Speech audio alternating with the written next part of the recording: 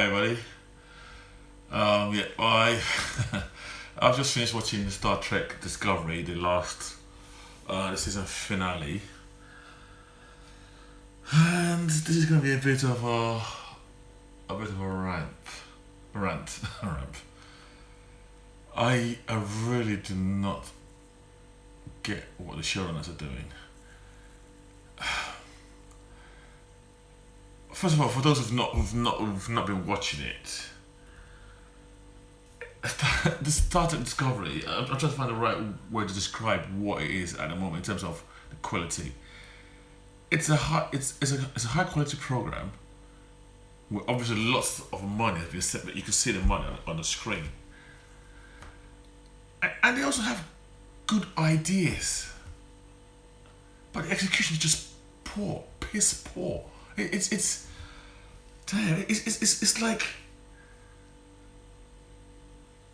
you get this brilliant looking meal, brilliant dish, all nicely placed on a plate. Like you're eating some Gordon Ramsay type restaurant. It looks brilliant, and you put your fork in it, put your mouth, and it's full of salt.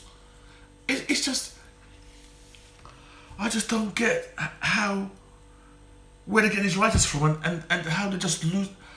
Right, let me calm down a bit. So, let me try and be a bit more critical, a bit more eloquent in what I'm trying to say. What's wrong with the show? They have good ideas, they can't execute it. Right. Number one main problem with the show, they try too hard to jerk at the emotions. It's constant, and this season is the worst for it. They keep on trying to pull at your emotions. So they'll set things up, and all the time they do this, it's always something to do with Michael Burnham. So 1 minute they want to make us think that Sue's going to die, and Michael Burnham's crying her heart out over it. Next minute, her mom's either she's going to die, or her mom's going to die, she's going to lose a friend. Every single episode of this show, they try to put at the waterworks. It's embarrassing. The episode before this last one, the first half hour was brilliant. I thought, oh yeah, great, things were moving along, lots of Star Trekky stuff was going on, I don't want to spoil it too much for everybody. Then the last half hour, it just slowed down and it was all about emotions and for a whole half hour, 30 minutes, goodbye. It's just embarrassing. There's one great example of this in this last season, in this last episode. In one scene, Captain Pike. Oh, by the way, the actor's brilliant. The character's brilliant. Anson Mount, or whatever his name is, great. He did a great job. I love the character, but the writing they give him. He had one scene here where he's saying goodbye to.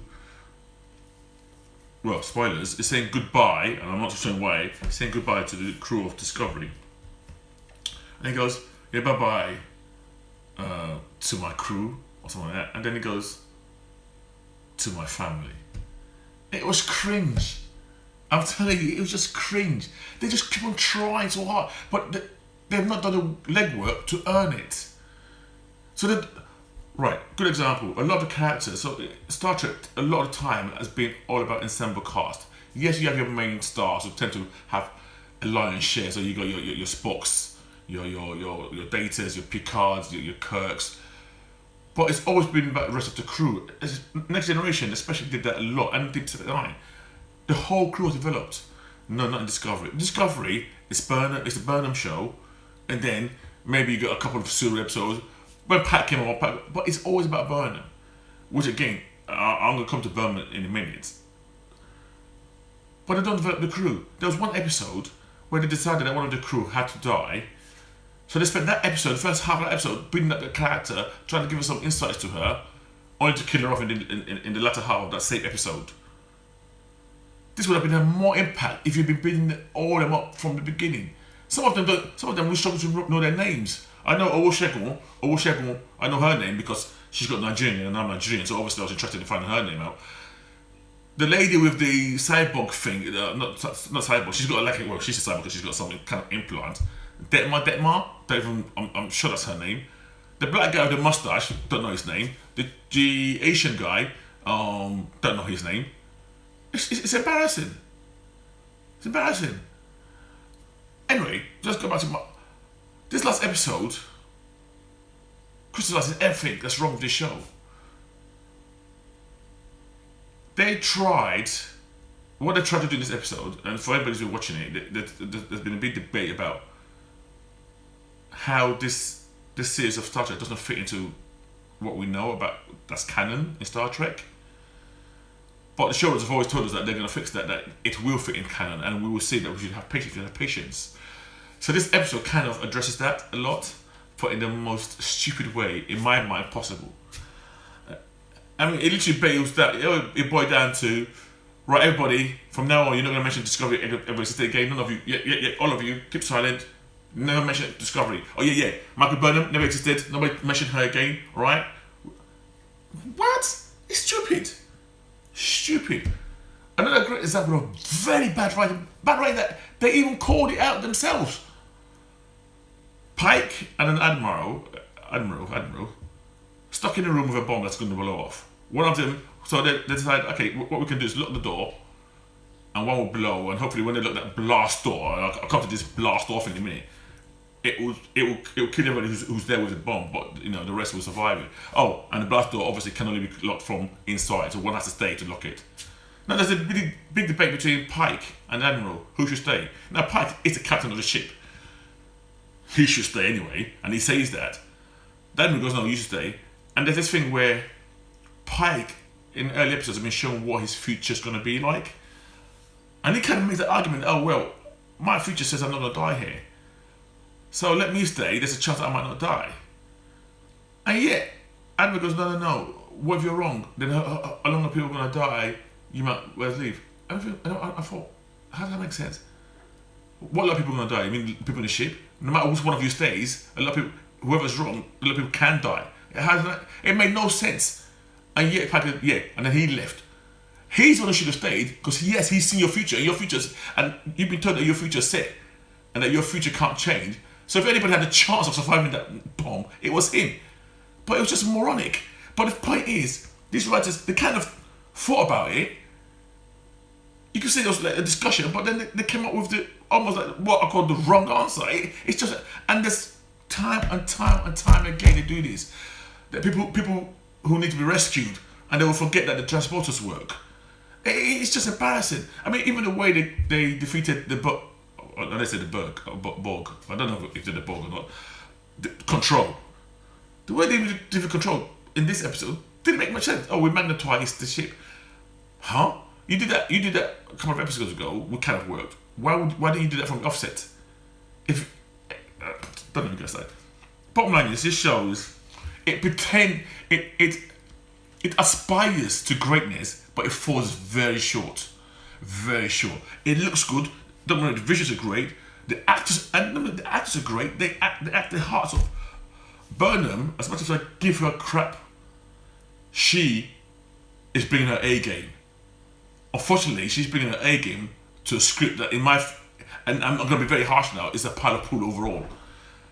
To me, if I come to a show and you kind of set your expectations to, oh, it's going to be, halfway good, and it slightly exceeds that, you're chuffed. Oh, great, it's better than what I expected. But when you see a show that's aiming this high and it falls short, now it might not fall as short as the other show, but the fact that it's falling short of what it aims, it actually becomes more annoying, because you're pretending to be a stellar show, but no, you're not. You're just bang average, really. And one bit that's letting you down, it's the writing. Now I know Star Trek Discovery's had, I think, 3 changes of showrunners, but I believe that the current ones, the ones who finished this season, are the ones who are going to carry on. And if that's so, it doesn't spell well for them. The writing is atrocious. It lets them down. They don't think things through.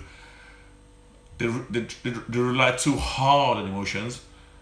They ignore everybody else, all for Michael Burnham. And the thing is now, Michael Burnham has now become, and I hate people saying comments like Mary Sue or Mary Sue character, because I always never really understand what that means.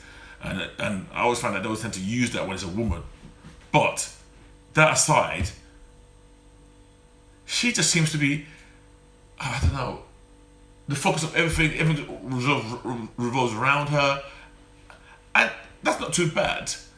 But it's to the exclusion of everybody else, and a lot of it doesn't even make sense. And after a while, what happens is it becomes annoying. A lot of the people watching now get annoyed with that character. So now Michael Burnham is now seen as an annoying character. And because we don't have the relief that will be given if certain episodes focus on other characters, you know, that feeling of, oh, I don't like this character gets intensified almost every single episode. And it's really annoying. And another thing I'm going to rant about again is, this is Starfleet. The lack of discipline they show on this ship is unreal. I mean, I know maybe Starfleet meant to be science, but there's the chain of command, there's respect, there's all those kind of things that you get in a quasi-military organization like Starfleet. Out of the window here. Tilly. I loved her character in season 1, really loved it, but in season 2 they overdid it, and she just became clearly plain disrespectful. And nobody, there's no consequences, nobody's told off, nobody's been put on probation, nobody's disciplined. And the thing she gets up to, there was one episode where she was just so careless with having some kind of I can't remember the phrase they used. Was it a Newtonian object? I might be getting that wrong. Basically, it was just this special rock that has special properties. I think it was gravity type properties that were unique. And she had to go cut part of it. She nearly blew up the whole ship, because she just went about in the most slapdash manner. And she doesn't get told off. She does all sorts of things that really, if I was a captain, you'd be in a brig, or at least you'd be disciplined, or be told off, and she's an ensign. And what makes me laugh is she seems to be the most intelligent person. She's on a bridge. She's almost like a bridge officer. Yeah, no, but she's an ensign, and it becomes a bit of like the Wesley Crusher factor. Hang a minute, why does she deserve to be there? Why is she the most brilliant person on the ship, an ensign? Where's your chief engineer? Where's your chief science officer? Out of the God knows how many people on this crew. It's just embarrassing. It's how they do things with little or no explanation. I'm disappointed. I'm a big Star Trek fan, and I don't know.